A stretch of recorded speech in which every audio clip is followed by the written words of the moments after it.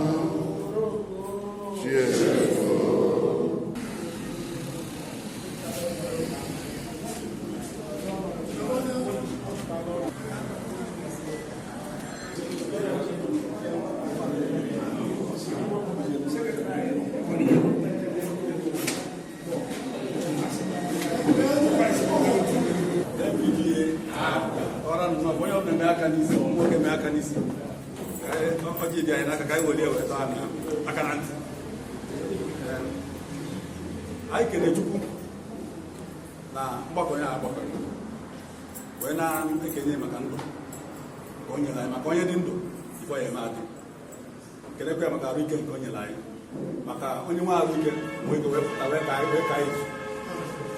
wee kenekwasịa Chukwu ibe anyị bụ n'obi anyị jiri gbakọnye ebe a maka na anyị ma ndị osisi anyị na-akọnye na ọya mịta mkpụrụ mgbe ọbụla ọya mịta mkpụrụ ọya mịta bụ na ọya okwusi ọbụla ọjị bụla akpụ osisi ndị ọzọ anọdụ ya na n'okwu ya mgbe ọbụla ebe a ka anyị na-ekwu na ọjị ka nji wee na-ekwu na ndị Ogidi ga-eme ife anyị na-akọnye ebe a anyị eji ọdị asesalaịz ogbe ekwusi wee bụla ọjị bụla akpụ mgbe ọbụla etu a ka ọ dị daalụnụ ibe mere bụ na eji itinye apụga ya na-aga n'ihu ndị ọzọ anyị ga-eso n'azụ ife ọbụla anyị ya jiri aka ọ ya na-aga n'ihu ebe Chineke were sị ndị Ogidi tinye aka nwoke na nwaanyị dị ebe a anyị nọ n'ugbo na be anyị ka anyị dị ndụ nwa arụ ike ego abaghị ekwe na agarịrị apụtakwue onye ọbụla na bie ego adịkwa na be onye ọbụla ibe nwa si na Ogidi bụ obe ego ma nwoke ma nwaanyị anyị enwere ego ife ọbụla onye ọbụla na-eme na bie anyị na-enwere ego mgbe ife niile anyị wee gaa n'ihu ọkwa ife a ka anyị bụ n'afa Nna na Nwa na Mmụọ Nsọ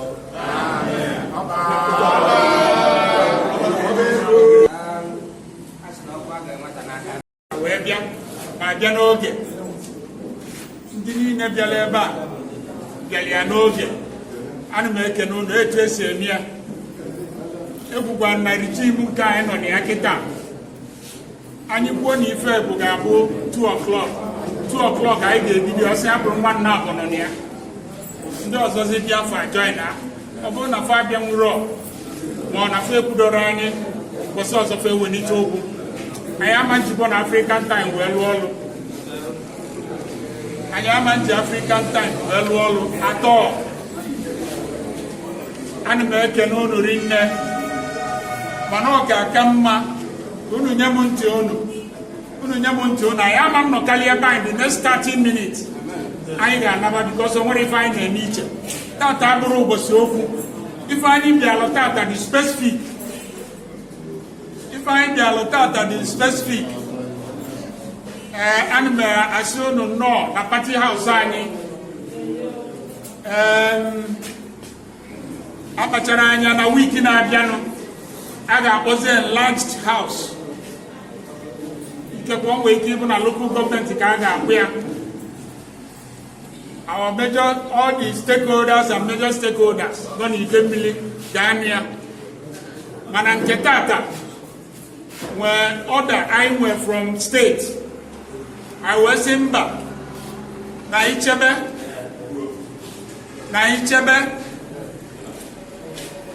ka anyị mgbe anyị ga-achọ ka akpọọ mitin a n'oge enye anyị nsogbu. Mitin a bụ nwanne nya ka anọrọ ya abụlie wee gbadata ka anyị gbuo na ya ozugbo na n'ime mitin anyị anwa sekretari anyị jọtụ ife ọfụma biko ndị ọbụla onye ọbụla bịara denye na akwụkwọ afọ tata o nwere ife anyị si unu bịa mgbe anyị gwakwa na unu bịa anyị gwakwa na unu were paspọtụ wee bịaba. Nke a bụ order from state. So na ọ bụrụ na mkpọlitesa sekretari anyị local government secretary ọ bụrụ na o kwụsị okwu a anyị akọlekti anya bụ paspọtụ. Ọ bụrụ na ije na azụ ya ide ya afa gị. Ọ bụrụ na ịbụ stakeholder ide stakeholder ọrụ ugwu. Ọ bụrụ na ịbụ woman leader ide woman leader ọrụ ugwu. Denyekwu afa gị na ya ọ bụrụ na oge ekweba mana anyị ga-akọlekti those names ebe a ka o wekwa anyị wee mee oge ọ ga na-akọwazelu na ọ ga-akọwalụ na ife kpata anyị eji wee kpọọ mitin a maka na n'oge na-adịghị anya in the next 2 weeks na anyị ga-eje semina venue ya anyị ga-agwa ebe unu through ya ward chairman ndị ward chairman ka anyị ga-agwa for download onye first wee gwapụ unu maka mitin a. Unu mana ife pati anyị na-eme ka ya ọsịsọ mana ife eji wee malụ pati maka na unu mana enwegasị opposition na pati ndị PDP na ya ndị APC na ya ndị other parties na ya. So onwe ife a na plan ọ na-abụkwa mpom eme ya before God. So na ife anyị ji wee kpọwa mitin a bụ maka mitin anyị je last wee werukwa ohere a na-ayọ ndị na-join be ka ha join na APGA bụ ofu na Idemili and ofu ọnwa ka ọ ga-adịgide.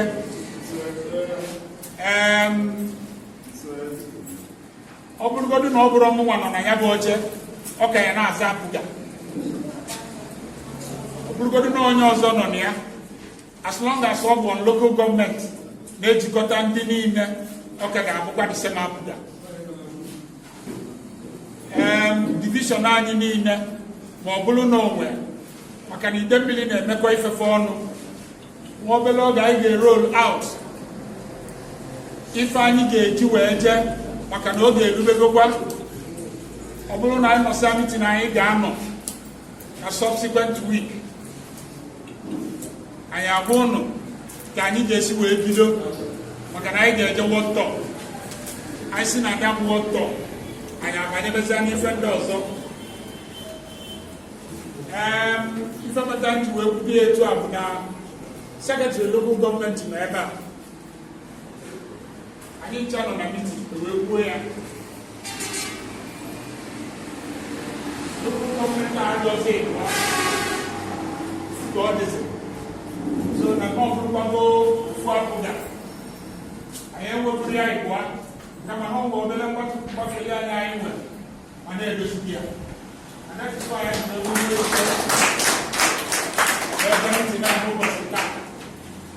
so I'm going to know one hour no ga one door so I want to know this when I have information. I go from this past. The secretary level move along a meeting. I'm not going to go and just level also. No, no, other see another society and others Malcolm not good no that. without no one. Muhammad, the Brahman. One of my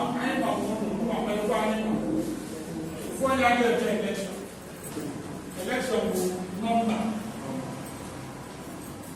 Therefore, when you want to wear one year amateur, what was this year? How much of the local where's the owner one year amateur? Number I have both and go for what I got to do now. I will get election now. Local government officials.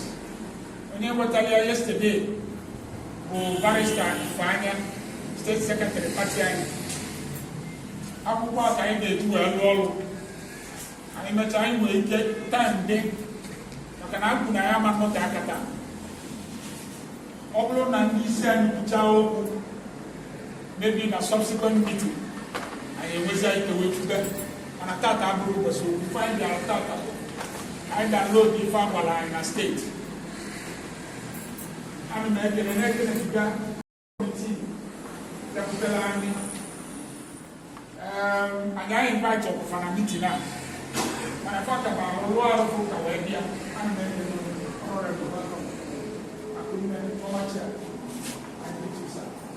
they're making a one stakeholder sign. And you can see when you know the next spectacle of that. When I'm from the avatar, I need the next meeting. The one of them on a local government. I know Cynthia, I was that only if I go to Luni or Fuma, who were there, and you guys were broke. Come on, if you put the bell, the Jacka went out now. APGA Idemili a blue golf.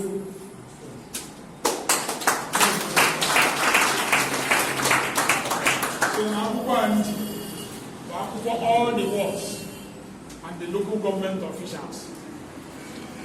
When you doubt, one went out to Mafia, we are on all the bureau. For some time, no one can swear.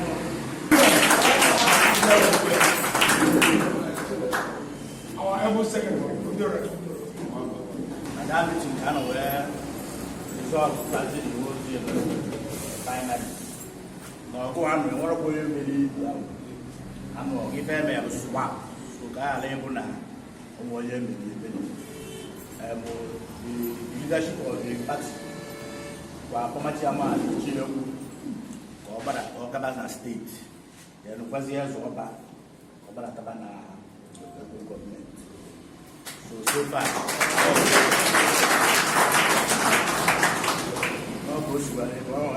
I did a couple tomorrow. Siasna I did a book. No, I just swap one shots. I don't know. On Progressive Grand Alliance Constitution 2019 as amended. In fact, all the people who are not there, and your secretary, I go over that. I can't be can agree or can only get young people. No, I am. I can do the age of the hour pocket. Because good to do line up just from here to Article 25. Article 25. Prohibition from holding dual offices. Subject to the provisions of this Constitution, any member holding a party office at any level shall be deemed. Article 25. Prohibition from holding dual offices. Subject to the provisions of this Constitution, any member holding a party office at any level shall be deemed to have resigned that position if he assumes any of the following offices. 1. President of the Federation. 2. Vice President. 3. Governors and Deputy Governors. Ministers, Ambassadors, and Special Advisors / Special Assistants. 5. Members of National and State Assemblies. 6. Commissioner and Special Advisor. 7. Chairman, Deputy Chairman, and Councillor of the Local Government Council. 8. any full-time employment or appointment in the public service, except if the holding of such dual or more offices is approved by National Convention of the Party.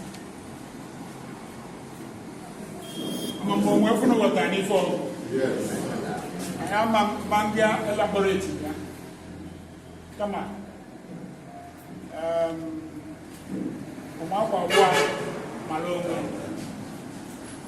Can I be serious about it in time to come?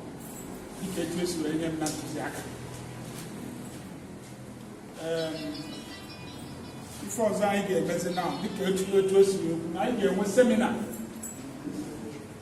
I get one seminar on 29th of this month. I'm indicating about seminar for the principal officers. The principal officers. And then 2 stakeholders from your board. Stakeholders are on the very high. Honorable Bobo Akune. Money for when I work at it.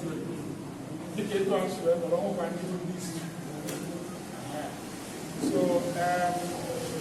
I need that one. You give their passport for some Italian. In Nigeria, get the best to do.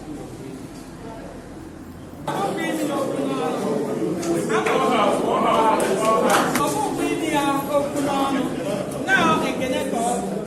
I think I'm back in there. When Ogidi say na APGA ike na agbaja obele ni ko le gode unu we ka do ya sin na be ya unu no sie ike no ga no ki fe na ha Jesus amen ani si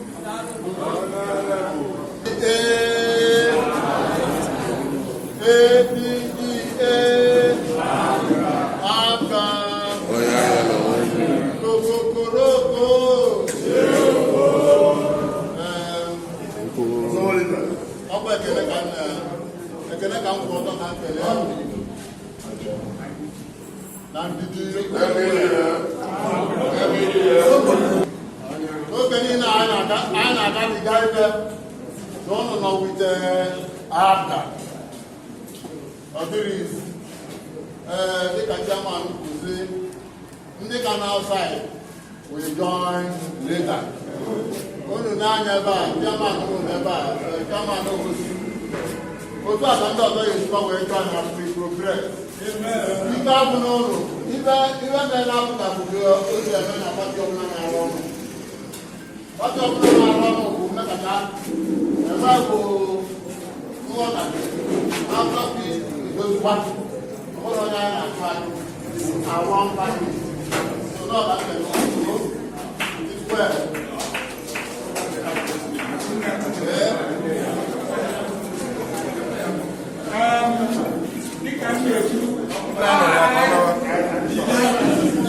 COC.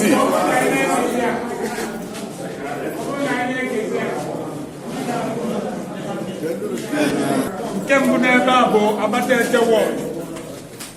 Ezeoba Okechukwu Chairman. Osi Anekwe Vice. Okechukwu Secretary. Onyeje Ekwe Victoria Woman Leader. And then Youth Leader. Ezeoba Chidera. This for Abatete Ward.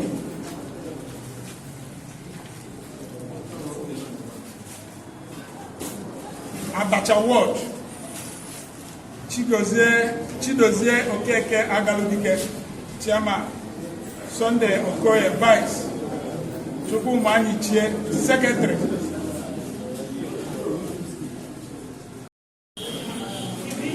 Fifi Ozwa.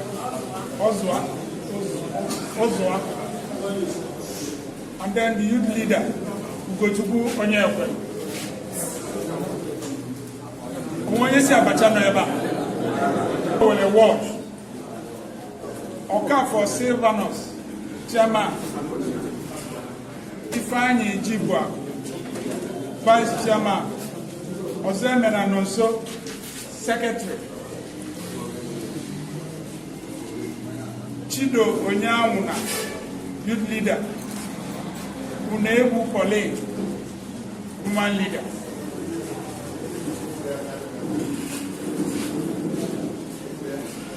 Idani Ward, Barnabas and Enwa, chairman. Donatus Women, vice chairman. APGA Idemili, secretary.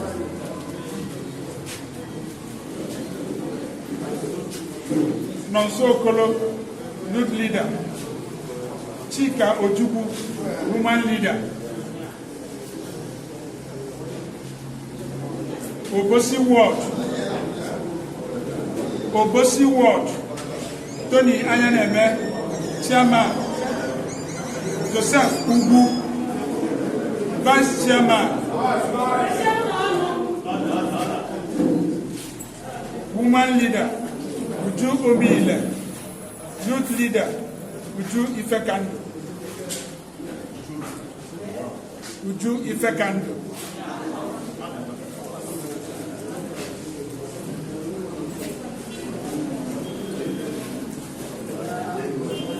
Oruku Ward, Kemval Odikwele, chairman. Emma Ozodi, vice. Okechukwu Amobi, secretary. Francisca Honora, woman leader. Mike Okoji, youth leader. Ogidi 1, Augustine Chukwuka, chairman. Edwin Okonkwo, vice. Leo Atamo JP, secretary. Kene Amobi, youth leader. Eukeria Okonkwo, woman leader.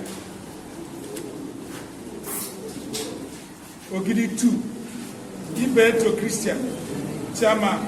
Sunday Udo, vice. Kenechukwu Oba Ego, secretary. Teresa Nwanne, woman leader. Ifeanyi Ekwo, youth leader. All Ward 1, All Ward 1, Eugene Ebunike,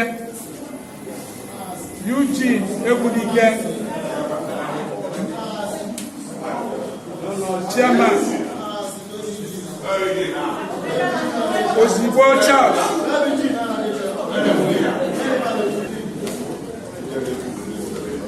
Ozibo Charles, vice chairman, secretary, and then more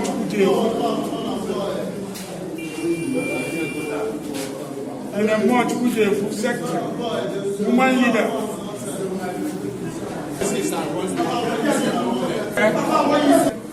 Fidelia Ejikeme, youth leader. Ugabwechiwendu.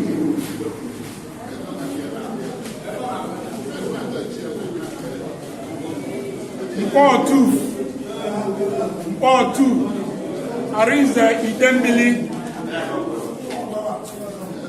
chairman. Romanus Okeke, vice. Paul Okafo, secretary.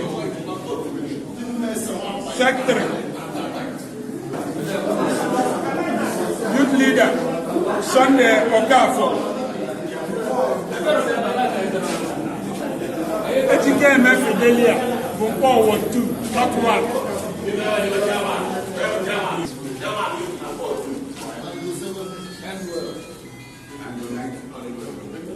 Benedict Uchendo, chairman. Chijoke Nwafo, vice. John Ubezon, secretary. Uchenna Udo, woman leader. And Oke Obiangusi, youth leader. Umuoji Ward, Frank Nnadi, chairman. Renichu Chira, vice.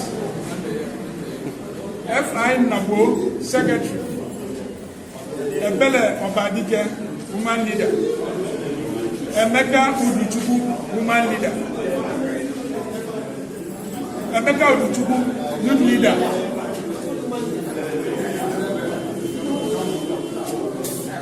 Then, get on to local government officials.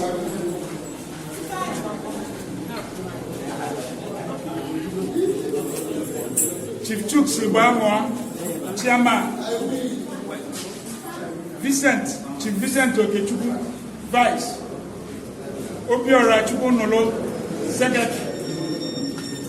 Sunday Agumwa, Assistant Secretary. Chris Oram, Financial Secretary. Chibu Zamanwa, Assistant Financial Secretary. Emeka Tuokoye, Youth Leader. Dorkart, Assistant Youth Leader. Lady Kiru Chuke, Woman Leader. Okoye Fidelia, Assistant Woman Leader. Ezeoba Anthony, Treasurer. Austin Zewi, Assistant Treasurer. Ezeoba Emmanuel, Organizing Secretary, Assistant Organizing Secretary. Ben Osingo, Publicity Secretary. Faith Okoye, Assistant Publicity Secretary. Victor Onwadi, Legal Advisor. Victor Onwadi, Gilbert Okoye, Assistant Legal Advisor. Emeka Okafor, Honoria. Emeka Okafor.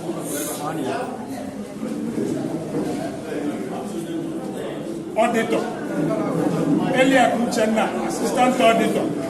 Dr. Jesse Obiechina. Ex officio. Ejike Akuchukwu. Ex officio 2. Linus Chukura. Ex officio 3. Athanasius Agobata. Ex officio 4. Igonde Abonde.